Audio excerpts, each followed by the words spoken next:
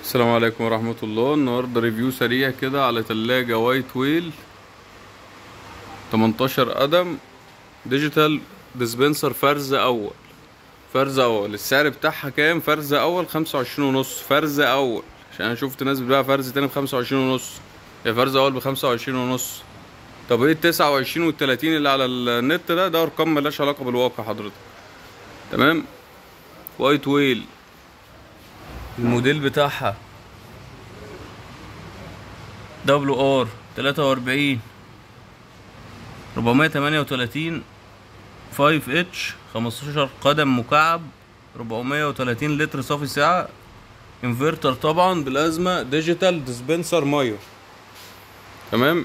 اللون بتاعها باب ستانلس، اللون بتاعها جراي، اغمق درجة في السيلفر. ده شكل الفريزر بتاعها برف بايركس. فيها ترموستات للتحكم في التجميد في الفريزر، 2 رف جانبي، الدرج الخاص باللحوم الطازة، لحوم وفراخ وسمك طازة، 3 رف في كابينة التبريد، درج الخضار اللي تحت، المكان بتاع الديسبنسر، تانك المية الخاص بالديسبنسر، ومكان اللي بنملى منه.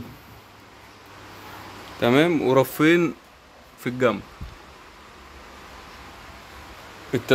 تلاجة وايت ويل 18 قدم فيها إمكانية نقل الباب من اليمين للشمال، وفيها مفصلة بتيجي معاها. ضمان وايت ويل مش 10 سنين، ضمان وايت ويل 5 سنين.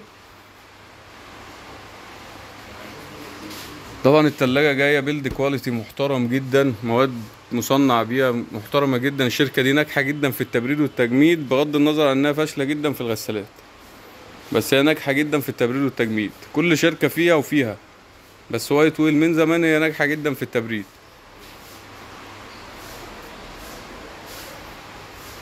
زي ما شوفنا كده مع بعض ريفيو السريع بتاعنا على ثلاجة وايت ويل. الضمان تحت الايس كيوب تحت المفصلة، اللي هي لو حضرتك حابب اللي انت تخلي الباب يفتح ويقفل من الجنب التاني. الناس اللي بتصمم المطابخ على كده. طبعا دي انفرتر بتسخن من الجناب، ده الطبيعي بتاعها. على كارتة طبعا، بما ان في شاشة فهي على كارتة، حتى لو مفيش شاشة فهي بكارتة. وده الشكل العام بتاعها. السعر تاني زي ما قلنا 25,500. تحت امر حضراتكم في اي استفسار.